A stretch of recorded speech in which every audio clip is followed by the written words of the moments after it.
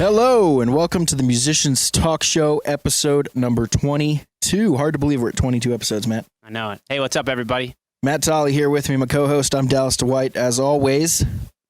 So, where did we just come from? We just caught up with Joel Hoekstra after we did an interview with him in Skype. Episode on 13, I think. 13. Yep. And now he's in town with Whitesnake, and we caught up with him at his hotel and got to chat him up a bit about his big show. Absolutely. Let's go take a listen to that real quick. We'll be back with more talk show after that interview. Here we go.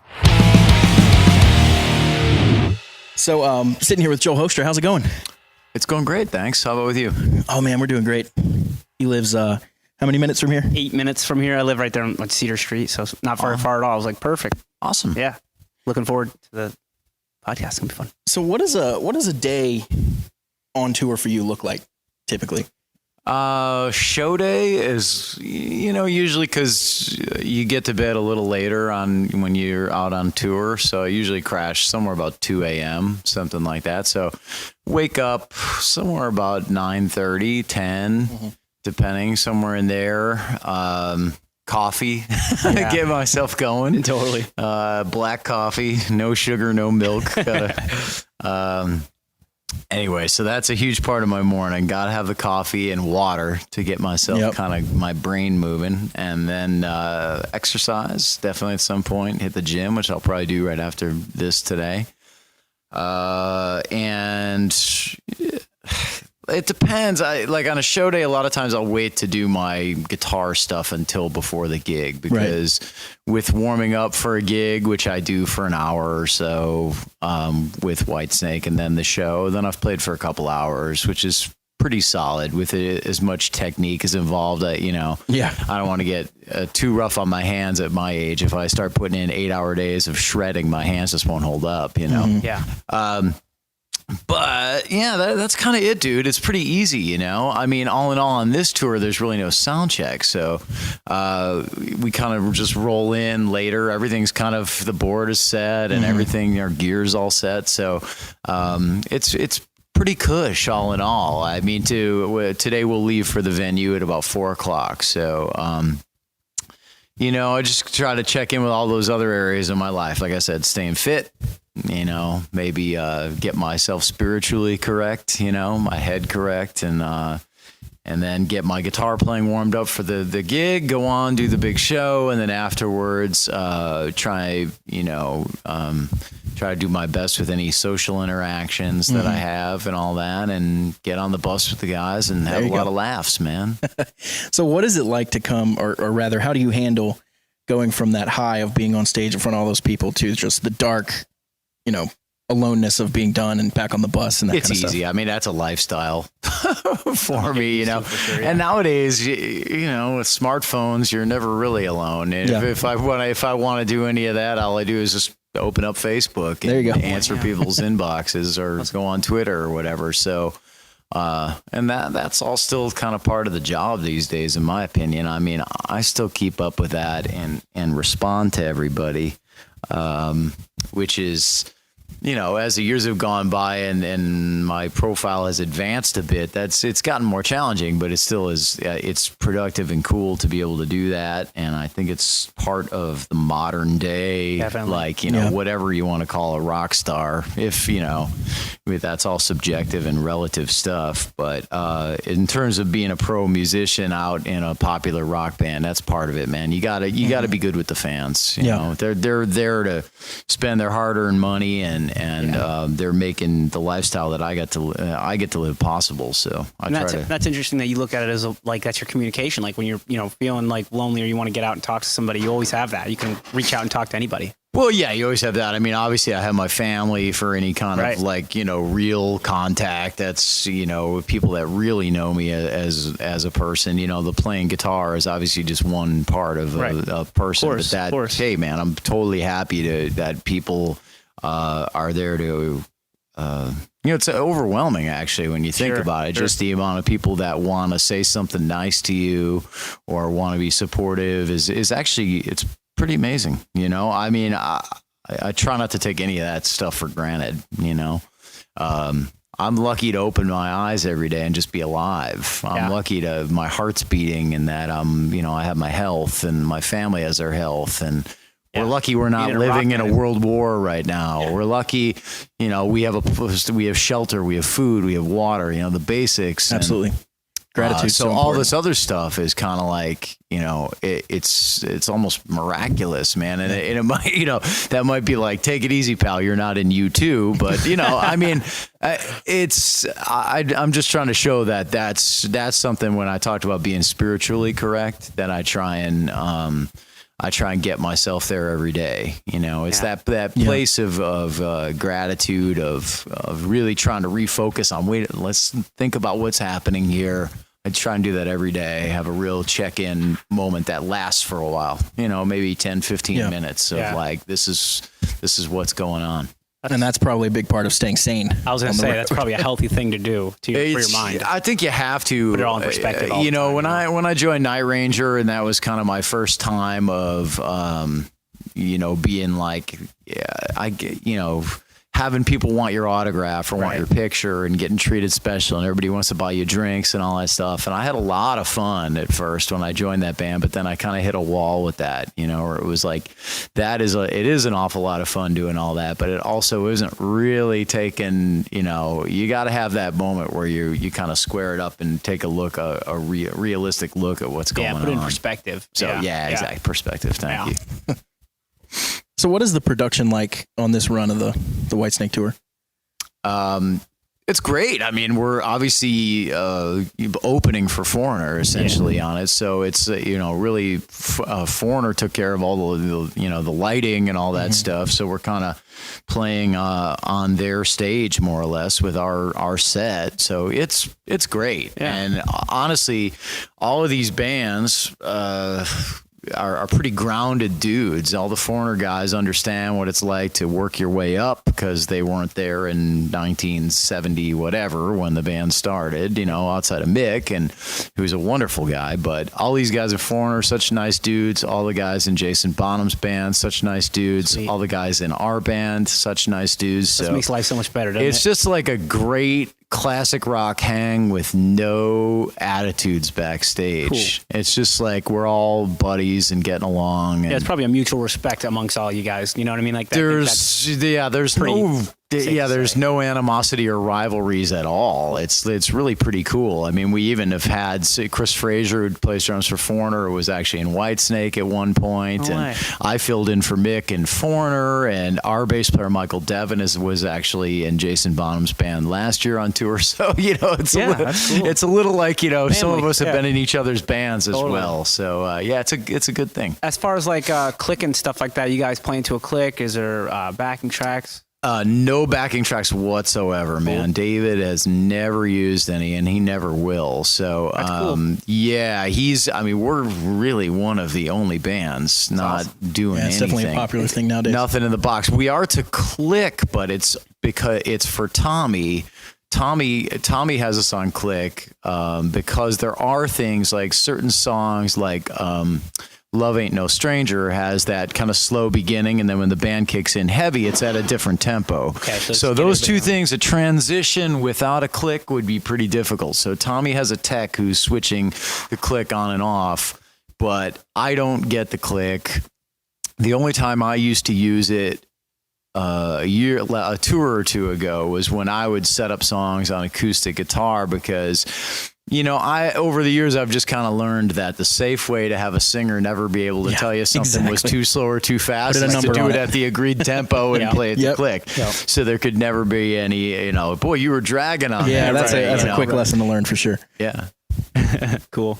How do you like your ears mixed? What do you like in your monitors? I know that's a personal thing for every musician. I like to, hear a mix with me slightly louder than I would be in a mix. Yeah. Just to be able to critique myself and hear myself and possibly even get off on it. It's like you kind of but I definitely don't like myself so loud that I can't hear everything. That's the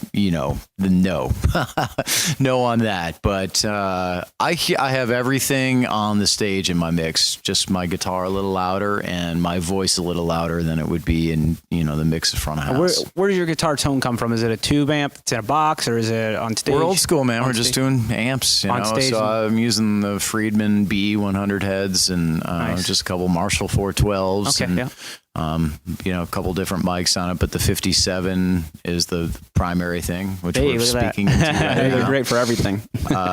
Yeah, man. So it's still old school. I mean, we're a loud band. Yeah, we're still, guitar amps are loud on stage. It's very old school. That's the way to do it. I'm the same. Have you messed with any amp modeling or anything like that, or you just stick with your Sure. No, I mean, every gig has its thing. You know, with Trans-Siberian, we don't have amps on stage. So with that, I use the Fractal Axe effects and have for years with that. And when I did Rock of Ages on Broadway, we really found through trial and error that the best thing was Fractal for that as well. You know, you couldn't stop a show to suss out any problems with a tube amp on something like that in front of people. There was no, it's not like a band where you can, you know, swap that stuff out. So Fractal made the most sense for that as well. You know, when I cut tracks, when I'm on the road and I do solos for people, I'm using the atomic amplifier in my room because that's a nice portable unit that I can take around. I'm doing some song demoing for people, you know, try and stay productive on days off out here. Yeah. So, which actually should have been part of my answer on what's a typical day like, because on a day off, it will always involve some kind of music too. Okay. There was like one day off. One day I took on this tour to not play guitar just because my hand was sore and I was just tired. You know, just went like, I'm out, man. I bailed on my skateboard the other day. I fucked up my hand pretty good. So I know how that goes. Yikes. Sucks. What was the rehearsal like for this show? I mean, was there weeks, months? It was a week for Whitesnake to just kind of roll through the set. We probably didn't honestly need the entire week, but no one told David that because we liked having the week. Sure. We probably could have pulled it together in a couple of days, but it was fun to get together. And we've been kind of in and out of Hook City, which is in Reno, the band home / studio. But we haven't all been together much. We did for like, you know, shooting the video and stuff that'll be out next year, but it was nice to get back with everybody. This is a great lineup where we got it's a strange mix of people, you know, guys that, you know, Tommy Aldridge, who's obviously, you know, a legendary guy, you know, all the way back to Black Oak, Arkansas and playing with Ozzy and, you know, in the heyday and really the heyday of Whitesnake commercially here in the States as well. So you got all the way from him to like Michele Lupi, who's from Italy, who's, you know, Whitesnake's his favorite band, and he's just overjoyed to experience every second of every day doing this. And so you got all the way from that kind of youthful enthusiasm to these, you know, guys who have been. Reb is actually the longest standing member of Whitesnake ever. Reb Beach, I think he's been in the band like 15 years or something now, so longer than anybody was in Whitesnake outside of David, of course. Yeah, right. So. And when did you get the gig, and how did that gig come about for you? So, what was it, about 4 years ago now? And yeah, when I knew they needed somebody, I sent some video links to Reb, and he passed them on to David, and I didn't hear anything back, which sometimes, you know, that stuff people check out like a minute and just not get the right impression or something, but I didn't hear anything back, and I thought, well, who knows David that would get me an audition? I should at least get an audition. Yeah. It was kind of my thought. Yeah. My mindset was just get an audition. And so Phil Carson, who manages Foreigner, oddly enough and coincidentally enough, was kind enough to send David an email. I thought Phil knows David, I'm sure. And I had filled in for Mick Jones in 2011 when he was sick and done it on very short notice. I learned they're set in a day and went on with them and all that. So Phil sent an email to David that got me the audition, and that went well. Cool. There you go. Sometimes you got to get the audition. Like, don't just send something in and wait around. You got to just go, like, be proactive.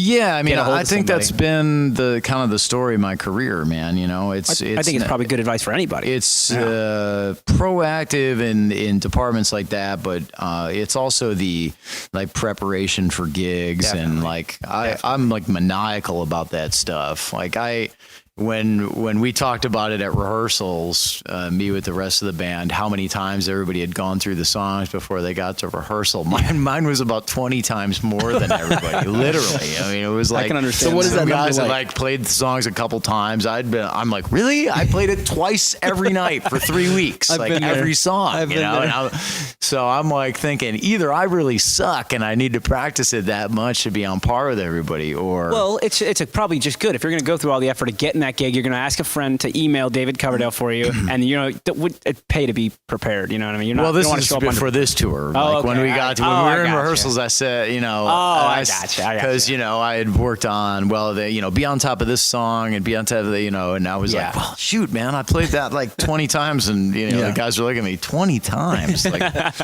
like you already knew it, man. But that just tends to be. I think that's something that just goes back to, me being a kid and my parents being musicians, classical musicians, and their level of dedication and what they consider to be good and what I consider to be good. And so, I'm a preparation fiend, and I just think it's cliche, but the harder you work, the luckier you get. Right. So it's not just with me asking Phil to send David that email, but it's just all these years of working hard on every gig I've done to try and do the best I can. Absolutely. Are there any standout moments for you during the show, maybe that are a super difficult solo, or a moment that just moves you more than others, maybe? Or what stands out to you during these shows? Nah, man. I'd say the whole thing is just kind of collectively that I'm blessed to be there. I'm not big on this is my favorite song or favorite moment of the show. No matter what moment of the show we're in, I'm always trying to play the best I can, all the way from an open G chord, making sure it's in tune and, whatever, and in time, all the way to a fancy, finger twiddle solo, it's shred doesn't make me happy, playing music on a high level makes me happy. Yeah. Sure. As a group too, right? Yeah. Yeah, totally. I love playing rhythm guitar. Absolutely love it, man. I'd be totally happy in a band on a high level, just playing rhythm. That's not the story for me, Mm-hmm. So what about learning? We talked a second ago about when you had the Foreigner gig, filling in, learning all those songs in a day. How do you do that? What advice would you have for someone needing to learn a bunch of songs in a short amount of time? I feel like there's no one better to ask than you. So there's a sense of urgency and immediacy, when you have to do that stuff. And it just comes down to really working hard. And then you have to, give yourself I think the optimum thing for the human brain is 10 minutes off every 2 hours or something like that. So you practice for an hour and 50 minutes, then set it down and lie down and close your eyes. If you've gone through trying to learn music before, often you wake up dreaming about it. Mm-hmm. Your brain is processing all the information that you put into it. So the sleep cycle, even a short one, is important in there, just to kind of let your brain process what you've just jammed into it. Otherwise, it's not going to register. Yeah. So that, and making up on that, the Foreigner thing, because it was on such short notice, I had these sheets that had basically written out the song form. So I was sure some of the song forms, like Cold as Ice, aren't as normal as you would think, and when the guitar solo comes in, it's okay, you can't come in the wrong spot with that one. That's, so I had, for every song, I had these giant poster boards out on stage with the song forms on them, and then they were Velcroed to each other. It was pretty hilarious. And then, after every song, the tech was coming out and ripping the song off and going running off with the poster board. It was pretty hilarious, but it was what needed to happen to get through it. And that way, I wasn't looking at a music stand. Right, you can't do that up front. Right. But I had at least the song forms written out and what happened to be able to get through the first show. Yeah. So there you go, man. There's no formula. It's all just you're in a state of emergency, and you do what you got to do, man. Yeah. Just dive in and get it done. Yeah. Well, let's make sure you get to your workout. Yeah. I'm fine, man. Cool. Not leaving until 4 or 4:30 today. Okay. Oh, right on. There you go.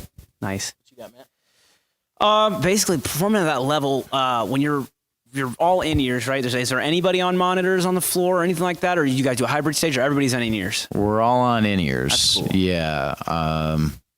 And everybody's got their own mix, obviously. That's been that way for me for a bit. You know, I was when going to say, first in Night Ranger, we used wedges. Okay, and then switched over to in-ears, but that's just become such the norm. Do you have a preference? Well, it still feels awfully good to go on stage without in-ears. Right. I mean, I do it on the Rock of Ages band gigs that I'll do. We'll still go out and do like corporates or whatever. It's basically we just play the full-length versions of the songs that were in that show.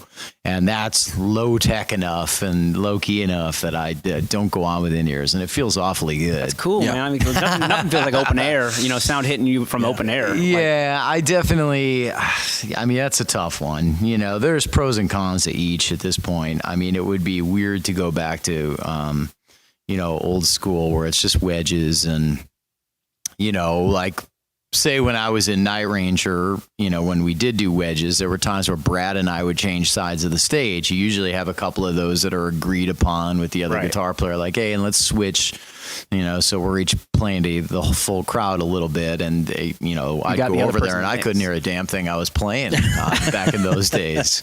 Brad wouldn't have me that cranked in his wedge, And you're hearing all of him. So I'd go over there and go, well, I hope it sounds all right. But that being said, there are times where things go wrong with in-ears too, where you don't hear yourself. Sure. I've had a lot of those over the years, where it can pop out of the jack or the battery can fall out of those. And, I've had many of those moments of going, oh my God, I can't hear a thing I'm playing, and How about your protection? Do you feel like I know for a fact, because I still play a lot of times without in-ears. I have in-ears, but I practice and whatever.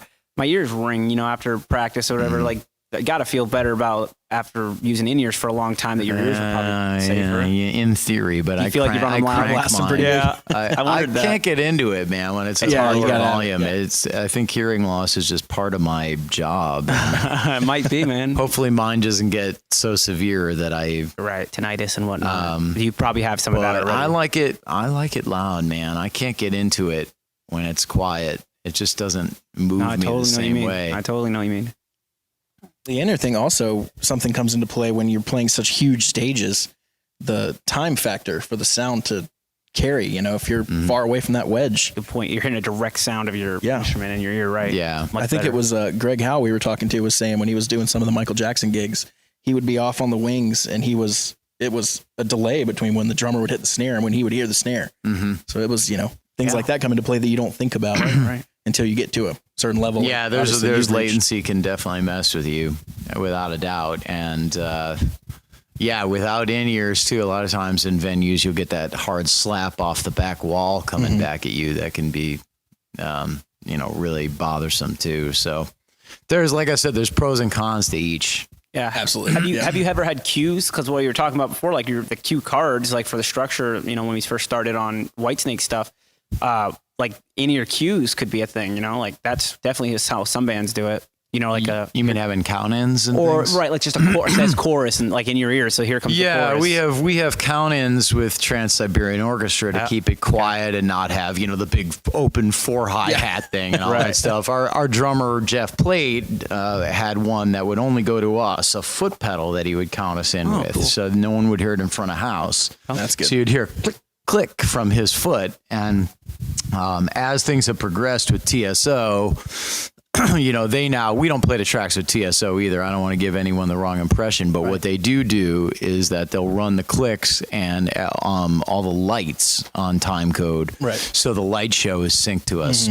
So that light show's so involved. So we do get count-ins, but again, I want to stress, we definitely don't play the track, with TSO. That's people often think we do, but we don't. How many people on stage with TSO? What's that? How many people are on stage with TSO? I think the band is so 2 guitars, bass, drums, 2 keyboards, and a string master. So you got 7, but then you've got on each side, I forget how many singers we have, 8, 9. There's a lot of singers. So. And then there's a local string section that we pick up in every city too. That's another 8 people. So I don't know, do the math. I don't even know. Awesome musicians with you, but, that's cool. But the core band would be musicians, 7, and then singers who are definitely not musicians. Kidding. I know. It's funny. Almost like drummers, right? Right, exactly. Correct me if I'm wrong, but TSO has an East Coast and a West Coast band, right? Correct. So you were part of the West Coast band? East. East. Okay. So cool. we usually work on the music together and rehearsals for, a week or two. At least 2 weeks. What am I talking about? It's a couple weeks, 2.5 weeks usually before we head out on tour. And so we try to keep it really uniform. I mean, there are personal preferences, artistic preferences from each player that kind of come into play a bit, but we try to give it a uniform presentation for everybody. We certainly play the same songs, and nowadays we're working off the same tempos and things like that as well. So, it's a very similar show to keep it. It's the only way to maximize the amount of shows around that time of year, which they want to do. You can't possibly bring that to. It's a show that's in high demand. You can't bring it to all those arenas unless you do what they've done and have us go break off into two separate segments. But hey man, we're one big band in a huge sense, in that we work on the music together, and we're all a part of putting together that show. And then we go, okay, man, you guys travel safe and you travel safe, and let's do this. That's really cool. That's awesome. How long have you been a part of the TSO family? Since 2010, I think. So this is going to be year 9 for me. Okay, and that's just kind of a steady gig. Is it a seasonal it's thing? November, December. Okay. Yeah, every year. Mm-hmm. Nice. That's awesome. So you have a book November, December every year. Exactly. Coming around. It'll be sweet. What else you got, Matt? I don't know. I mean, I think that's what we just want to catch up. It was awesome talking to you through the Skype thing, but in person is always, a good way to do and meet you. And it's awesome. Course, absolutely, man. Definitely. So, thank you for doing this. It's awesome. How many shows has been on this run so far, roughly? I honestly don't know, man. I think there's something like it's a relatively short run, only a couple months, 30 shows or something. But my year is just, it's booked insane. Yeah. As soon as there's a few headlining shows Whitesnake has at the end of this, and then I go play with Cher in Atlantic City for a little short run, just a couple shows, and then I'm doing a run with my buddy Brandon Gibbs, where we do acoustic shows, doing a week with him. Then there's 5 weeks in Australia with Cher. And then I'm straight into the TSO tour. So I'm basically booked like right now, man, all the way through December 31st, which is a little insane. Yeah. But nice too, though. We're going to have to get some tickets to see you with TSO. I've seen TSO a ton. Yeah. Probably 4, 5, 6 times. I don't know if I've ever seen him with you. I can't remember the last time I saw him. Well, I mean, it used to be the position I'm in. Alex Skolnick did it for many years. So you filled in for Skolnick? It started as like a 1-year fill-in kind of thing. Okay, because I've definitely seen Skolnick several times. So I think Alex just, he was more interested in pursuing his trio thing at that time. He had a big opening. All the jazz stuff, yeah, he had a big opening slot for Rodrigo Gabriela, if you remember that. And so he took that and took his trio out. And I think the next year something similar. Now Testament, of course, Right. So Alex is slammed year round. He works just as much as I do, man. So, we're buddies. He's a great guy. And it was just good timing, Sweet. I think the first time I saw TSO was at the Township in Columbia, which is like a 2,000 seat venue. Like it was a tiny little place. I think it was pretty early on. Mm-hmm. And man, that's been a long time. I wish I had the years on this, but I think the show's in the best shape it's ever been in. Honestly, if you come out, it's really, it's a great show. I'm proud to be a part of it. TSO is an interesting gig because it's not so much about you as an individual. Mm-hmm. It's sort of the collective. You have to be able to get your ego in check and put yourself behind the name Trans-Siberian Orchestra and not have it be about me, so to speak. Whitesnake makes it a lot about me. David mentions me in all the interviews and all that stuff and really plays up his players and what you're capable of. But Trans-Siberian Orchestra is very much about the production and the show. And you have to be able to, the sporting analogy, be a team player. You've got to be the guy who's willing to lay down the sacrifice bunt or do whatever it takes to make the show work well and make Trans-Siberian Orchestra bigger than, any of its, the sum of its parts. I mean, we've got a lot of talented musicians that are a part of that, but it will always be about the show itself because that's what people want to have be. Paul O'Neill wanted that to be the legacy. Trans-Siberian Orchestra, not that Joel Hoekstra was in Trans-Siberian Orchestra or, so some people may know, this guy's in that, I think, but it's always, people do know TSO above any of the musicians that are in it. And that's the way it should be. It's an amazing show to be a part of, to be able to stand on stage and play 2 shows a day for 15,000 people each show. you get to the end of the day and go, man, I just played my guitar for 30,000 people with some of my best friends. So cool. This is, it's cool. really, it's a great feeling. But you got to have that right mindset about it. Yeah. And full circle back to gratitude. Right. Yeah, exactly, man. Yeah, keep it all in check and make sure you understand what you're doing there and what your place is. And, that's always a big part of the music business, period, man. Absolutely. Well, Joel, thanks so much, man. Appreciate you stopping by and sharing some of your wisdom. Yeah, my pleasure, man. Go hit that gym. Have a great show tonight, dude. Awesome. Thanks, Steve. Yeah. And we're back. Today's podcast is brought to you by Bandzoogle. Bandzoogle makes it easy to build a stunning website for your music in minutes. Choose from hundreds of mobile-friendly themes, then customize your design and content in just a few clicks with their super easy visual editor. All the features you need for a professional music website are already built right in, including tools to sell your music and merch. Get this, commission-free right on your website. Mailing list tools to grow your list. That's super important. We've talked about that so much. Live support from their musician-friendly team. All kinds of great stuff there. Bandzoogle plans start at just $8.29 a month and include your own free custom domain name in that price. It's really nice if you've done web work before to have everything in one place. Bandzoogle does that for you. Go to bandzoogle.com to try it free for 30 days by using our promo code TMTS. We got you guys 15% off your first year subscription. That's promo code TMTS. Yes. Matt. So that was fresh off the Joel Hoekstra interview. That was awesome. We just got back here to the rehearsal space, and let's recap some of the stuff we talked about. Maybe expand upon it a little more. Yeah. We talked about big show stuff mainly because he's obviously a part of a bunch of huge shows. Trans-Siberian Orchestra, Whitesnake, obviously that's what he's out for, and Cher. I mean, all those are huge shows where you're running. Busy guy. Right, and you're running. There's lots of things going on. There's sound everywhere. Trans-Siberian Orchestra. How many people did he say was on stage? 11 people or something like that. More than that. It was more a lot, right? So because they have 8 singers. I think it was approaching 20. Right. So you think about that's something to know what you're doing. You have to be involved. Big productions. Yeah, yep. Exactly. And I liked how he consistently talked about basing himself in gratitude. I think that's really important. Kind of perspective. Yeah, I think that's important. That's why it makes him sought after. He's a down to earth guy who understands that this is not about him. This is about the show, and we're gonna make the show the best it can be. And he's the guy. I mean, Joel Hoekstra, come on. Yeah. So it's killer. Absolutely.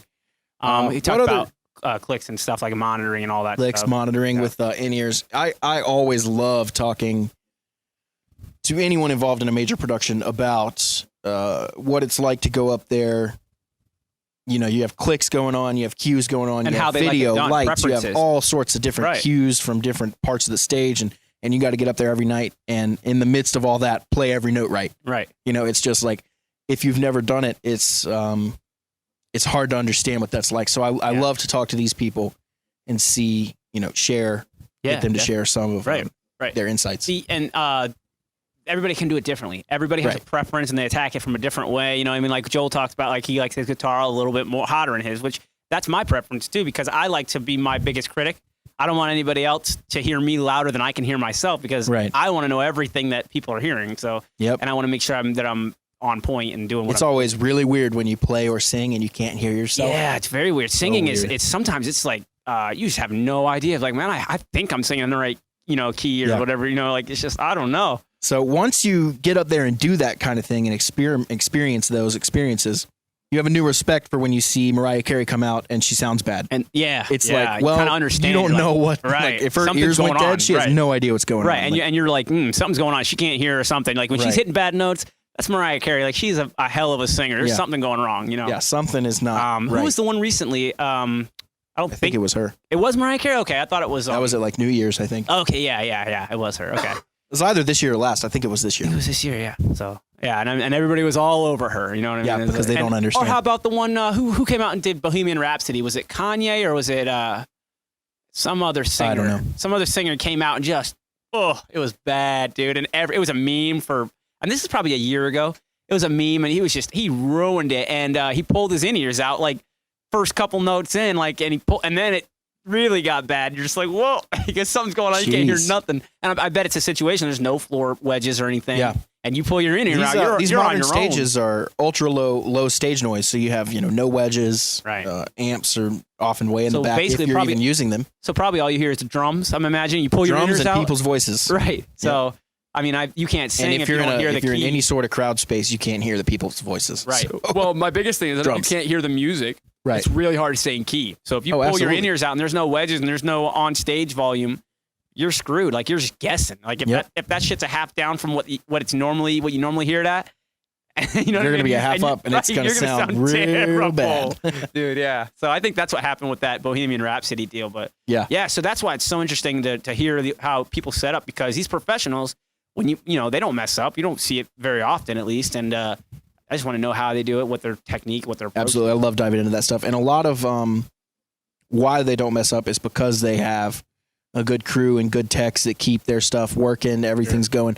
Because and experience, they just so when you see them quote mess up, oftentimes it's because there's been a failure of some kind. Right. Their battery pack died, sure, the battery fell out, like Joel said. Like all of this stuff can happen. And it's never fun when it does. Yeah. And then different approaches as far as different live shows, because Trans-Siberian Orchestra versus Whitesnake. Whitesnake, he's using tube amps, old school mic up, you know, and then Trans-Siberian Orchestra is using a fractal. So totally different approaches to two huge shows. You know what I mean? So absolutely. So I mean, and it's all for what the show is. Yeah. And later today, later here in a few minutes, we're going to talk more about the Kemper, and we actually have put together a test for you guys. We're going to profile Matt's Marshall JVM. Yep. And we're going to record the signal straight from the cabinet. We'll let you guys the signal straight from the Kemper, and we're going to let you guys hear it and figure out if they're different, if they sound the same, what you think, what you like better, any of that stuff. Yeah, because I think the goal is for them to sound as close to the same as possible. Yeah, because I think bringing everybody else into it helps all our listeners understand when we talk about the Kemper. Like, here's what it is. Like, if you want to know what, you know, if you want your own experience, here it is. And we've been profiling amps all weekend. Yeah, we've been doing it all weekend. So yeah, we're in it. How many profiles do you think we've taken so far? Well, how many amps do I have in this room? I think five or six. Yeah, so some of them we did more on than others. Right. Well, some the of two them have main more ones channels. we have the Mesa Roadster and the Marshall JVM, each of which gave us at least 15 profiles. Yeah, 4 channels, and then each channel has 3 gain stages, and then some alternate speakers and things like that. But yeah, so we want you guys to hear the difference, and that's coming up later. So absolutely. What other Joel recap stuff do we have? Anything he said that we want to discuss further or reflect upon? His touring work ethic, I think, is important. Like, he even keeps himself busy in his downtime, and I think that's great. That's an important thing as far as personal. Just he seems like such a hardworking, nice dude. Definitely. Any of the spiritual and you gotta respect side that. of it demands respect, right? When you talk to someone that has that work ethic. Absolutely. On his days off, he was talking about always staying busy, like you just said. One thing that struck me, he gets in at 2 a.m., but he's up at 9. Right. You know, he's up at 9 getting work done. Yeah. And that's admirable, because it's easy to say, oh, I was up till 2, and then you sleep till 2 all day, right? And it's like, well, dude, come on. He's getting a lot done, and he does, and he works out. He talks about coffee, super important. So yeah. Yep. Anyways, you guys all just heard that interview, and we love Jill for coming out and give us this follow-up. Again, thanks to Joel for having us over to the beautiful Sheraton Hotel in Charlotte. Yeah, it was a great spot. Get a little talk going on. We did have, we may have gotten a picture of it. We did have a really nice spot we did it in. Yeah, I got a picture. We found this really ultra modern couch thing with a 2 big couches open and room, a coffee table quiet. in the middle. It was perfect. Yes, perfect. Way in the back where no one was. So yeah. Then right after we got done with the interview, remember they opened that door and they start doing construction or hammering nails and stuff. We're like, wow, that worked out perfect. As soon as we hit stop, all that stuff. They must have been waiting for us. Yeah, they knew absolutely. we had Joel Hoekstra in the lobby. I know they knew. They knew in his Orlando jersey. Yeah. Awesome, cool. Let's get to some Kemper talk a little more in depth. From what we were just saying. We kind of did the brief overview. Yep. So basically the Kemper has an awesome ability to be able to clone any kind of amp, and mostly used for tube amps, because tube amps are, finicky and they are fragile. So a lot of people want to just get their essence in a box and take it and plug it directly, and that's what this thing does surprisingly well. And and your first question is how? Right. And my answer is I have no idea. Yeah. Well, and Matt has now witnessed the profiling process extensively. Yeah. And you don't have any idea either, do you? It's a strain, that noise that it makes. We'll play it for you. We're going to give you that noise in a second. It's crazy. And then somehow it takes that noise, processes it, and goes, oh, this is how this amp sounds. Right. So it basically pumps that noise into the amp. Mm-hmm. You hook the amp to the Kemper. Right. The Kemper pumps that noise through the amp, into the microphone, which is also going to the Kemper. Yep. It then takes how that noise reacted under those circumstances through those speakers and those settings. Listens and that mic. to it come back and from then the it amp. comes back, and then it knows what to do from there. And in that, you get your coloring of your mic that you're using because you're miking a speaker in this. So you're essentially capturing the whole rig. You're capturing what your amp sounds like through the speaker that you want it to, through the microphone that you want it to. Right. So you can change speakers, you can change mics, you can change amp settings. Right. All of those are important. You can't do a half-ass profile. You're going to get a half-ass result, and then you're going to think the whole thing's garbage. It's not. Right. And there's the slightest difference in just moving your mic position, off axis, off center, whatever you do, changing your mic. Obviously, you can change if you want to kind of have all that dialed in, know what your sounds best already, because then you just get all that and you put it in your Kemper, and your Kemper sounds like your rig the way you set it up, not anybody else's. Because you can download a Kemper profile and you don't know how they got it set up. I mean, a lot of it's labeled and stuff like that, but you don't know, like, that's somebody else's setup essentially that you're playing through, and it probably sounds great. Like, you can make them sound great, obviously, but to get your own sound is really cool. That's why I think owning a Kemper and doing your own amps. And if you're anything like me, you're listening to this thinking of all the different ways you can use this, with practical applications. Yeah. If you have a lot of amps, profile your amps. Take them on the road with you anywhere you want. Take them in the studio. If you're in the studio, you're in your buddy's studio or something, and he has a really nice amp that you used for your album. Profile it, take it with you, take it on the road. Now you're using the exact studio tones. On the road. Without having to lug huge, heavy tube heads. Nothing. You don't have to have anything on stage. You eliminate so much stuff. You need your Kemper and you need a cable. That's it. It's amazingly efficient and just super easy. Flexible. Once you have the amp profiled, you can do all the EQing, bass, treb, middle, presence, gain. You can go way up and down in gain. I think it gives you more of a range too on all those things too. So the and you have all the effects inside the Kemper. You can add compressors, gates, chorus, delay, reverb, distortion pedals. Right, all the effects built in. If you have a particular distortion pedal you like, we sound like we're selling Kempers. We're not. Well, this is a Kemper segment. If you have it like, a TS9 or something that you really love, plug it right in the front of the Kemper. They take pedals really well. Right. I've heard. I've never used pedals with the Kemper.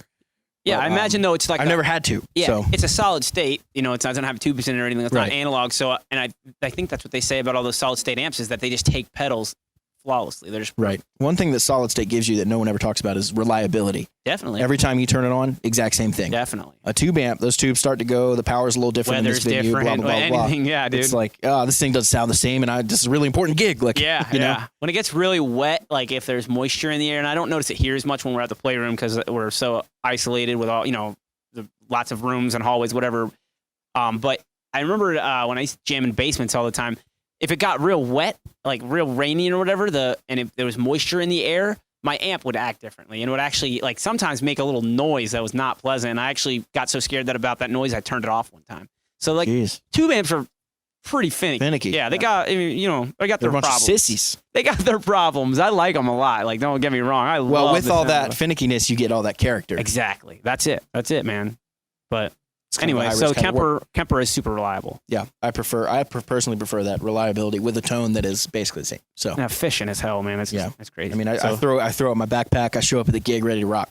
Yeah, I can carry my whole rig with a backpack and a guitar. That's the shit, man. And that's all I need. That's the shit, and it takes me 2 seconds to set up. It's jaw-dropping sounds too, man. When it comes to it, as long as you got a good PA, that's the thing about it. You know what I mean? You sometimes are at the mercy of the PA. Yeah.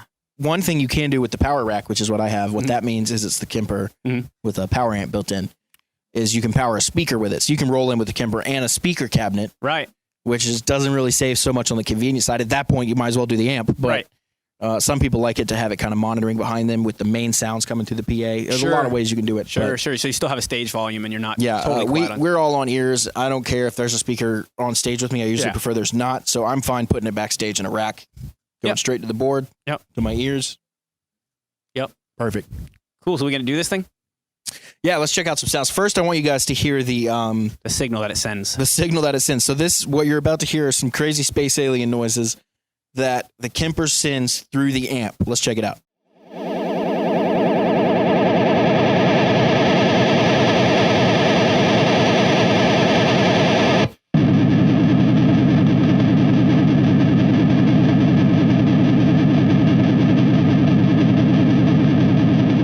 Damn. Cool. mean, those noises are... Sounded like my amp was going to take off. What if it just flew out of the room? There you go. Yeah, it sounded like it. If I wasn't I just wanted to do one of those, like 90s ghost movies effects where it kind of like wisps into the air and then goes into the Kemper. Right. And then the explosion noises that it makes at the end are really interesting. I wonder if that's... And what you don't get from the audio probably is they literally shake the floor of the room. If you're standing, 10 feet away, you can feel it in your feet go whoa, whoa, whoa, whoa, I think whoa, it's pushing the speaker whoa. like as hard as Absolutely. it can push it. It's like driving a full range speaker. Definitely. Yeah.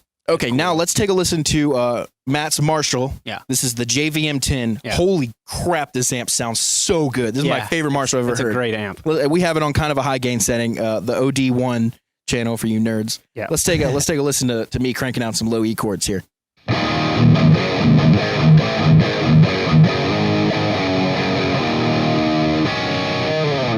All right, and now the Kemper, I'm going to play the same thing. This is the Kemper profile of what you just heard from the Marshall, if that makes sense. Did I explain that right? Yeah. All right, here we go.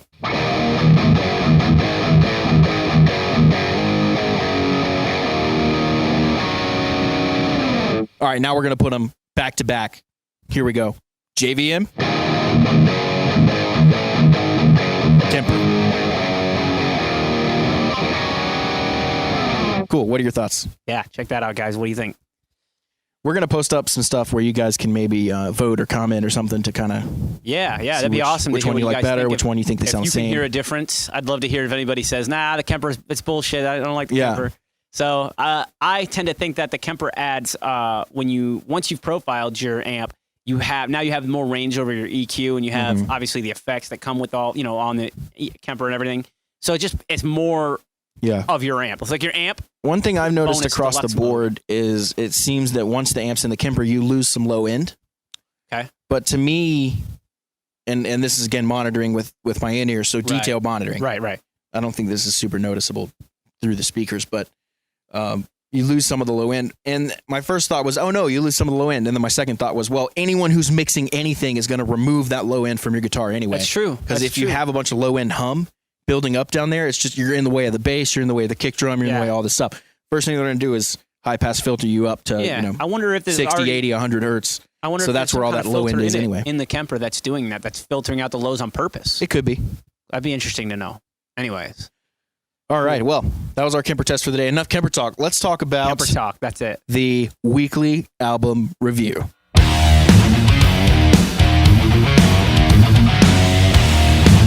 It's time for an album review.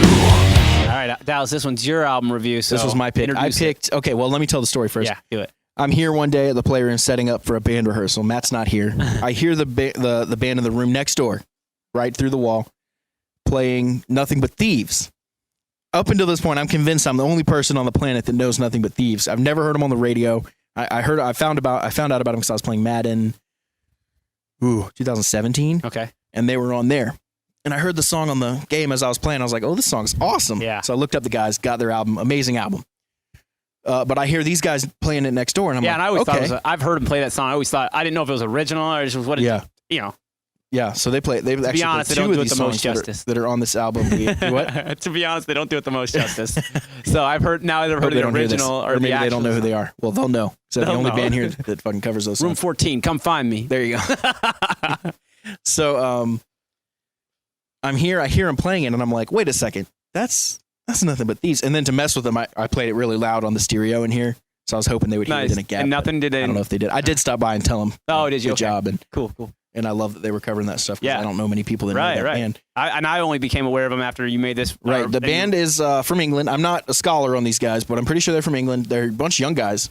They do really cool music. Their singer has a nice falsetto, light, airy voice, and then he can kind of dig into it a little bit on the lower register as well. Singer. So there's a lot of cool kind of indie, rockish kind of stuff. I would say they're kind of like the Greta Van Fleet maybe of England, kind of. Yeah, I'd say that they're kind of classic vibe, fighting the rock fight. Sure, and their classic styling with soul. I mean, their music with soul. Yeah. I love that. So, yeah, but their songs are awesome. Let's talk through some of them. The album is called shit. I don't know. Called Nothing But Thieves. I think it might actually be self-titled. It's their first full length. It's the one with the green cover. Horse, and the horse. And the horse is running through the middle. Confirmed. Nothing But Thieves, self-titled, the deluxe version if you want those extra couple tracks. Yeah. Trip Switch and Itch are the two that your brethren over there play. Yes. Yeah. Female singers sing all the stuff too, but the Nothing But Thieves singer is a dude. Yeah. So I like the dynamic of this record. Like, Excuse Me starts out like real, like, I don't know, like electronic-y kind of like quiety, like, I don't know what it's called, ethereal maybe the sound or ambient. Mm-hmm. And then all of a sudden, like, it turns into a rock record, which I think is awesome. With Ban All the Music. Right. So Excuse Me is kind of like the intro. Right. So Ban All the Music is the one that was on Madden. And it starts with the most stratty of strat tones. Okay. That real spanky, like, that really spanky strat tone. It sounds so cool. What I get from that song when I hear it is he's basically singing, ban all the music, it's all gone wrong. Yeah. And I'm thinking, he's thinking, music sucks. Like, what's going on, Yeah. This is it. They're trying to take it from me. This is it. Won't let them take it from me. Play an illegal song, turn it up louder. It's like, So maybe, he's talking about censorship maybe a little bit too. Censorship, maybe you could draw a little bit from that way as well. So who knows? I love that good songwriting. There's multiple ways to read it. Yeah, it's a good. They left it like to where it's not so straightforward that you know exactly what they're talking about. Right. You just leave it a little vague. You got to think a little bit. Right. I like one of the songs I really like is "Lover Please Stay" on it. It's a nice soft song. It's like really awesome vocals. I mean, the guy is just amazing. Yeah. Great. My song. two favorites are "Itch" and "Graveyard Whistling." Graveyard. Whistling. I love Graveyard. I live Whistling. on a graveyard. Sometimes you do live on a graveyard. Yeah, that's cool, man. What a great fucking record. I'm so glad you turned me on to these guys. Yeah, I think, and they have more stuff coming out. You guys should definitely keep up with them. They came through the Fillmore not too long ago. Yeah, next time opening I won't miss for, it was February they came through. They were opening for someone, I think it was like POD or someone you wouldn't expect. Like, nice. I didn't, I just found out that they were Christian rock. I never thought of them as POD. Yeah, they're Christian rock. Yeah, I think I might have heard that. It's fine. I never knew that about them, and that's a good thing because I think it keeps their music open to people who aren't devout Christians, obviously. So, right. Anyways, Nothing But Thieves. Check it out. Nothing But Thieves. Yeah. Self-titled. Great. Just great rock music. You guys definitely need to check it out. Oh yeah. 2015 actually. Did I say 2016? 2015? I'm not sure what you said. 2015. Yeah, I know you said Madden was 2017, so I don't know if that's an indicator. It must have been Madden 2016. Right. It must have been a little older. I mean, young. Yeah. Older. Whatever. It's a cool album cover too with a horse coming through. Oh, it's great. I love it. Yeah. All right. Let's move on to our last and final segment. You know what time it is. It's the Solo of the Week. Solo of the Week.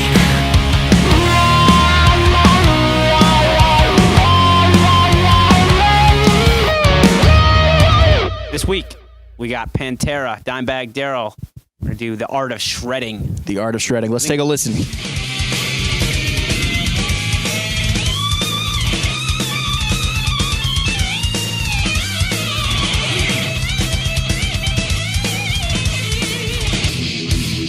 All right. I think this shows off Dime's unique whammy style. bar skills.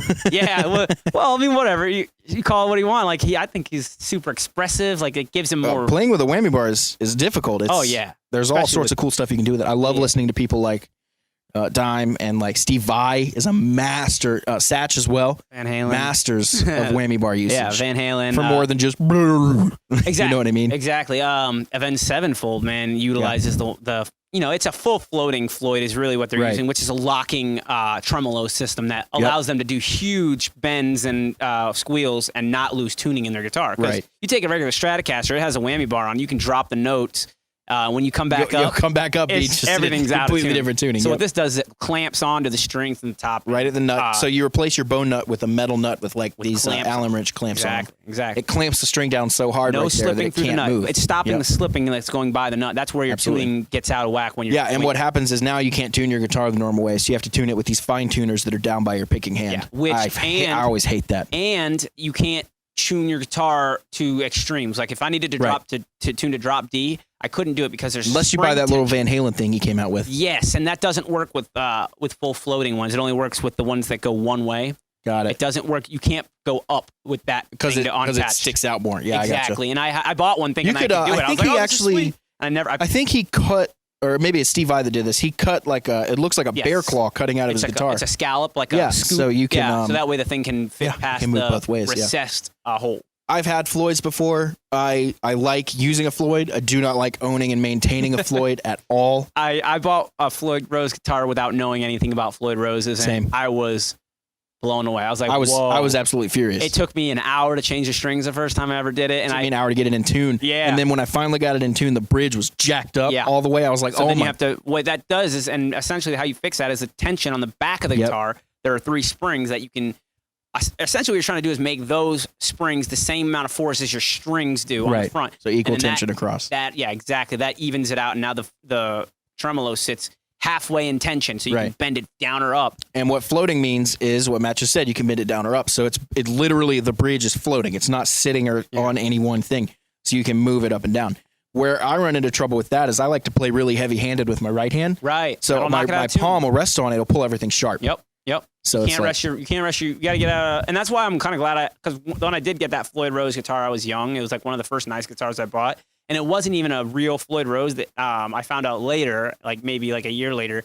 And I know this very well now that Floyd licensed lots of companies to make their design, but they're not the same thing. They're not the same quality. They're made out of like softer materials, and the blade knife edges will get dull, and they're not the same thing. So when I finally got a real Floyd Rose, I was much happier with how it worked, and then I just had to figure out how to maintain it, and that was a learning process. So Dime utilized it. I mean, he had it on all his guitars, as far as I'm concerned, which is one of the reasons he has so many guitars, because you can't change the tuning, like we said. So he has this guitar tuned to quarter step down, this guitar tuned, half step quarter down. Step, that'd be funny. That's what. That's what Cowboys from Hell is tuned to. That's what. It's a quarter step down. I think an AC/DC song was on. Really? I think it was Long Way to the Top. And This then album also what comes into play there is sometimes the band may not be tuned down. It may be the spinning speed and all sorts of stuff. It could be that. It could be that. But I think that's what happened with Stone in Love, because Stone in Love is horribly out of tune if you tune to standard and try to play along. Something to do with the production of it, how it got recorded. Mm-hmm.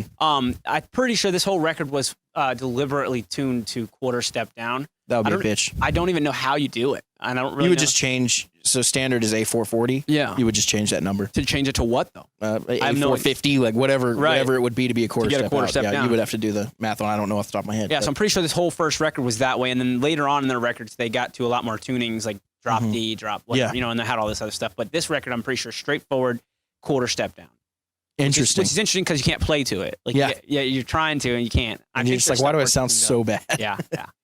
Yeah, that's a solo, man. That's a badass solo. Shows the unique style of We Dime. went off on the Wayne Bar thing. Let's get back to the solo. Let's talk more about the actual solo itself. I like how the chord changes. The solo follows the bam, bam, bam, bam, bam, and he's like going up with the wow, wow, wow. And that's a one guitar band. Remember that? Oh yeah. So we're talking about like when he plays that live, he doesn't. I don't think there's a guitar. Yeah, live you would just have him playing with Rex, the bass player. But it works. Absolutely. So he's doing a lot of those unison bends at the end. Love it. Where at the top of the pentatonic scale, you're going to bend one note to the other note on the first string, so you have two notes playing the same note. Sounds cool. Or two strings playing the same note. Yeah, and I there's I know that like I've heard that technically when you do a double stop on a Floyd Rose, it's not in tune. And I know that he's the only guitar player, so it doesn't really matter. Like as long as I guess it jives up with the bass playing. But have you ever heard that? Like where there's where because you're holding one string down. Once you hold that one string down and you push another string down, that changes the tension of all of them, right? Because you put one string down, adds tension to that one string. Then you put another string down. Now that string is not in tune because the tension has already been relieved. I don't think that would be enough to necessarily pull out tune because then chords. Why would you play like a bar chord? But that's when you're not in a when you're a bar chord, right? A bar chord would be So I don't know, but that's what I heard. I heard something like you can't play a proper double stop on a Floyd Rose maybe guitar. On one that's improperly set up, or maybe on one with the action's too high where it actually I need to changes. look into that. That was a long time. I heard that a long time ago, and I just took it for a fact. But maybe I never somebody just was an idiot. I'd like to test it. I don't know. That may be something I'd test out. See if I spent some time with Floyd's and then immediately got sick of it and sold it and haven't spent time since. So I went the route of I want a guitar with a Floyd on it and then a guitar without a Floyd. And I have way more than just two guitars, obviously, but the Floyd Rose I don't change tuning. It stays in half step down, and that's what it is, and so that limits that guitar to doing stuff. Really, I should have more guitars with Floyd's. Right. I have another that's one. That's a good point. Currently working. Thinking about, I mean, you know me, I always take the easiest route. So you have Kemper and simple more than easy guitars that are, it's easy. But I think you go for the simple route. You're not going for the easy route because that's the lazy person's mentality, going the easy route. I'm definitely lazy to a point, but I think I'm lazy in a positive way where I keep it simple and easy to use.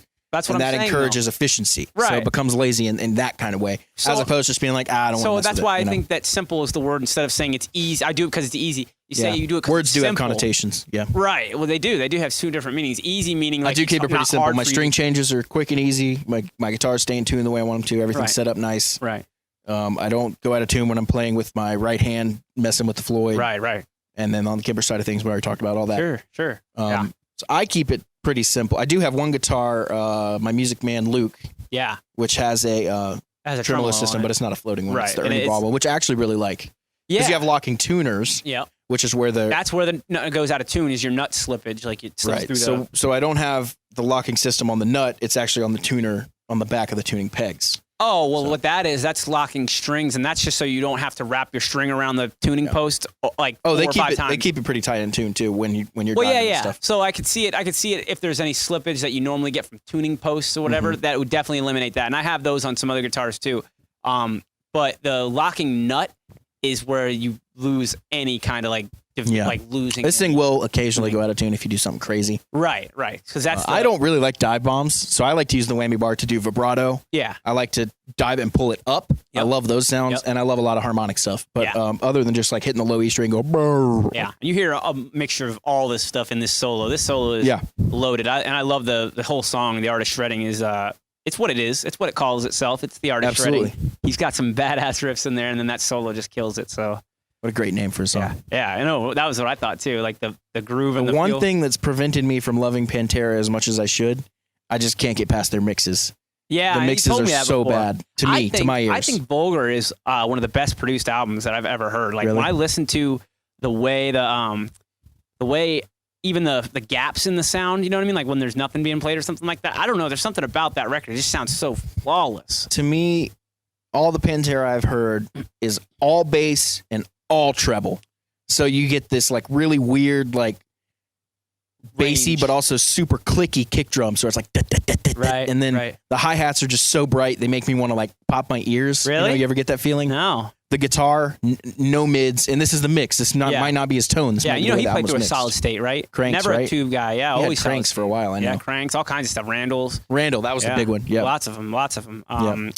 Played Dean guitars and he played. And his tone may or may not be good. I'm saying I don't know because the mix is so bad on the album. Yeah, well, I mean, you're in your opinion. In my I think. opinion, absolutely. And you're not even self-admittedly, you're not a metal like a huge metal guy. You listen to some metal and you enjoy some metal, But see, I love like Periphery, Whitechapel, some of the heavier stuff, and the mix is so that fat stuff and is well-rounded. So tight, dude. Yeah. That stuff is super tight. Whereas I think Pantera, when you listen to especially when you listen to Cowboys from Hell, you know what I mean? Like, what was that, 92, 91, 92? I think it was 91, somewhere there. And metal then was still kind of raw. Like, now this new modern metal is so tight. Yeah, absolutely. So, I mean, the technology But for me, it's missing a huge part of the spectrum. And It is. And it happens to be my favorite part of the spectrum. Okay, well, there you go. Then So that's why for Pantera me, might not be for you. You know, like that's why for me and then the riffs are so good, and I wish I could just listen to it. And like 4 or 5 times in this past week, I put on Pantera. Like, all right, I'm going to dig into this. And 30 seconds in, I'm like, I can't do it. Like, I Then can't listen It's not for you. to Don't this. force it, man. It's not for you. Don't worry about it. But it sucks because I love the riffs and I love the songs. Yeah, and I mean, dude, like those guys I think they were just